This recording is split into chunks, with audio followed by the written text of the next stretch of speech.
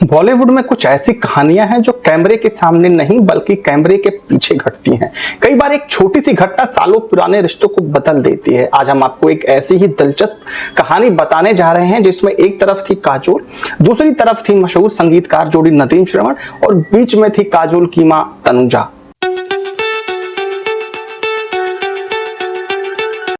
कहते हैं कि एक ऐसी छोटी घटना हुई जिसके बाद नदीम ने मन ही मन फैसला कर लिया कि वो दोबारा कभी काजोल की किसी फिल्म के लिए संगीत नहीं देंगे। और हैरानी की बात यह है कि बेखुदी के बाद सचमुच ऐसा हुआ भी। तो आखिर क्या हुआ था, चलिए शुरुआत से जानते हैं। जब ना माना दिल दीवाना। उस समय डायरेक्टर राहुल रवैल अपनी नई फिल्म बेखुदी की तैयारी कर रहे थे। इस फिल्म से दो बड़े स्टार किड्स बॉलीवुड में लॉन्च होने वाले थे। एक तरफ थी तनुजा की बेटी काजोल और दूसरी तरफ थे शर्मिला टैगोर के बेटे सैफ अली खान। फिल्म को लेकर इंडस्ट्री में काफी उत्साह था। आखिर एक साथ दो बड़े फिल्मी परिवारों के बच्चे डेब्यू करने जा रहे थे। शूटिंग शुरू हुई और फिल्म लगातार चर्चा में रहने लगी, लेकिन इसी दौरान एक बड़ा बदलाव हुआ। सैफ अली खान और राहुल रवैल के बीच कुछ मतभेद पैदा हो गए। बात इतनी बढ़ गई कि काफी शूटिंग पूरी हो जाने के बाद राहुल रवैल ने सैफ अली खान को फिल्म से बाहर कर दिया। इसके बाद फिल्म के प्रोड्यूसर्स ने सैफ की जगह कमल सदाना को बेखुदी में लेने का फैसला कर लिया। और अब यहाँ एक और इम्पॉर्टेंट नाम इस फिल्म के साथ जुड़ा, वो था नदीम श्रवण, उस दौर के सबसे खूबसूरत, सबसे बड़े और सबसे दिग्गज संगीतकार। खत मैंने तेरे ना। उस दौर में नदीम श्रवण की पॉपुलैरिटी बहुत तेजी से बढ़ रही थी और उन्हें फिल्म बेखुदी का संगीत तैयार करने की जिम्मेदारी दे दी गई थी। कहा जाता है कि उन्होंने इस प्रोजेक्ट को इसलिए भी स्वीकार कर लिया, एक्सेप्ट कर लिया, क्योंकि फिल्म के थ्रू दो सबसे बड़े स्टार किड्स इस मार्केट में लॉन्च हो रहे थे, बॉलीवुड में आ रहे थे। जब काम शुरू हुआ तो नदीम की मुलाकात काजोल से हुई। काजोल की एनर्जी, सेल्फ कॉन्फिडेंस और स्क्रीन प्रेजेंस से नदीम बहुत इंप्रेस हुए। उन्हें लगा कि वो लड़की आगे जाकर बहुत बड़ी स्टार बन सकती है और एक्चुअली ये हुआ भी था बाद में। यही वजह थी कि उन्होंने इंडस्ट्री में कई लोगों के सामने काजोल की तारीफ करनी शुरू कर दी। कहते हैं कि नदीम ने कई प्रोड्यूसर्स, डायरेक्टर्स को काजोल का नाम सजेस्ट किया उनके फिल्मों के लिए। कुछ रिपोर्ट्स और इंटरव्यूज तो ये तक कहती हैं कि अब्बास मस्तान को बाजीगर के लिए भी काजोल का नाम पहुंचाने वालों में नदीम का नाम सबसे ऊपर था। उस समय काजोल की पहली फिल्म भी रिलीज नहीं हुई थी, लेकिन इंडस्ट्री में उनका नाम चर्चा में आने लगा था। एक तरह से कहें तो नदीम काजोल के कैरियर को लेकर काफी पॉजिटिव थे और चाहते थे कि उन्हें लगातार अच्छे प्रोजेक्ट्स मिले। इसी दौरान एक और फिल्म बन रही थी, रंग। कहते हैं कि नदीम ने इस फिल्म के लिए भी काजोल के नाम की सिफारिश की थी। वो इसी सब्जेक्ट पर काजोल से बात करने के लिए उनके घर पहुंचे थे।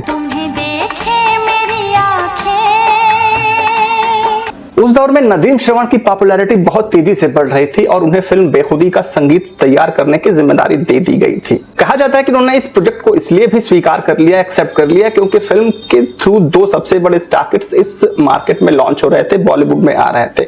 जब काम शुरू हुआ तो नदीम की मुलाकात काजोल से हुई। काजोल की एनर्जी, सेल्फ कॉन्फिडेंस और स्क्रीन प्रेजेंस से नदीम बहुत इंप्रेस हुए। उन्हें लगा कि वो लड़की आगे जाकर बहुत बड़ी स्टार बन सकती है और एक्चुअली ये हुआ भी था बाद में। यही वजह थी कि उन्होंने इंडस्ट्री में कई लोगों के सामने काजोल की तारीफ करनी शुरू कर दी। कहते हैं कि नदीम ने कई प्रोड्यूसर्स, डायरेक्टर्स को काजोल का नाम सजेस्ट किया उनके फिल्मों के लिए। कुछ रिपोर्ट्स और इंटरव्यूज तो ये तक कहती हैं कि अब्बास मस्तान को बाजीगर के लिए भी काजोल का नाम पहुंचाने वालों में नदीम का नाम सबसे ऊपर था। उस समय काजोल की पहली फिल्म भी रिलीज नहीं हुई थी, लेकिन इंडस्ट्री में उनका नाम चर्चा में आने लगा था। एक तरह से कहें तो नदीम काजोल के कैरियर को लेकर काफी पॉजिटिव थे और चाहते थे कि उन्हें लगातार अच्छे प्रोजेक्ट्स मिले। इसी दौरान एक और फिल्म बन रही थी, रंग। कहते हैं कि नदीम ने इस फिल्म के लिए भी काजोल के नाम की सिफारिश की थी। वो इसी सब्जेक्ट पर काजोल से बात करने के लिए उनके घर पहुंचे थे और यहीं से शुरू होती है वो घटना जिसने सब कुछ बदल दिया। एक दिन नदीम काजोल के घर पहुंचे। उन्हें बताया गया कि काजोल अपने कमरे में है और थोड़ी देर में नीचे आएंगी, तब तक आप उनका वेट कीजिए। अब नदीम को लिविंग रूम में बैठा दिया गया, जहां पे तनुजा भी बैठी हुई थी, जो उनकी माँ थी, अपने कुछ फ्रेंड्स के था।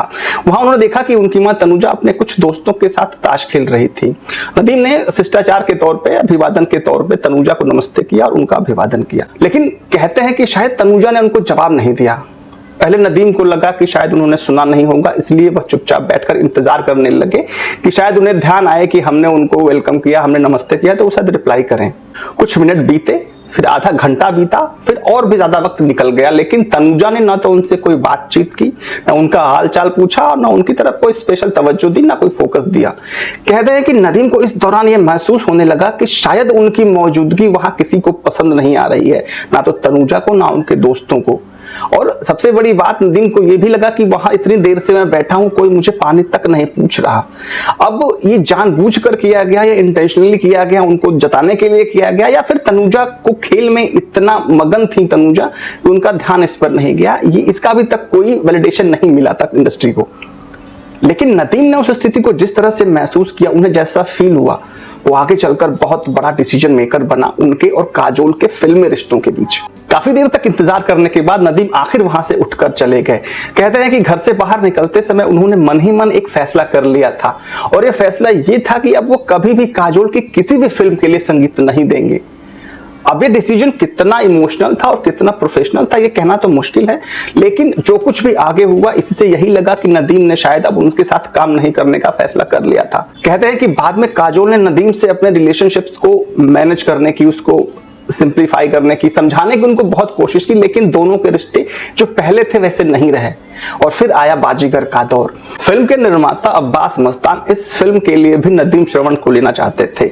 उस समय नदीम श्रवण इंडस्ट्री के सबसे दिग्गज संगीतकारों में से थे, लेकिन जब बातचीत हुई तो मामला अटक गया। कुछ इंटरव्यूज में अब्बास मस्तान ने बताया कि नदीम श्रवण इस फिल्म में काम करना नहीं चाहते थे। क्यों? क्योंकि इस फिल्म में काजोल थी। कहते हैं कि नदीम श्रवण ने उनसे कह दिया कि अगर काजोल फिल्म में रहेंगी तो संगीत नहीं देंगे। अब अब्बास मस्तान की दिक्कत ये थी कि उन्होंने काजोल को पहले साइन कर लिया था, इसलिए अब उनको हटाना उनके लिए, अब्बास मस्तान के लिए पॉसिबल नहीं था। और फाइनली हुआ ये कि नदीम श्रवण इस फिल्म का हिस्सा नहीं बने और इस फिल्म से आउट हो गए। इसके बाद फिल्म का संगीत तैयार करने की जिम्मेदारी अन्नू मलिक को मिली, और इतिहास गवाह है कि बाजीगर का संगीत भी जबरदस्त हिट हुआ। हालांकि इस कहानी के कई हिस्से अलग अलग इंटरव्यूज और फिल्मी गॉसिप्स पर बेस्ड है, इसलिए इसे एक बॉलीवुड गॉसिप के तरह ही देखना चाहिए आपको क्या लगता है? क्या एक मुलाकात किसी कलाकार को इतना बड़ा फैसला लेने पर मजबूर कर सकती है, या फिर इसके पीछे कुछ और भी वजह रही होंगी? अपनी राय कमेंट बॉक्स में जरूर बताइए, और अगर आपको बॉलीवुड के ऐसे ही अनसुने किस्से पसंद हैं तो चैनल को सब्सक्राइब करना मत भूलिए।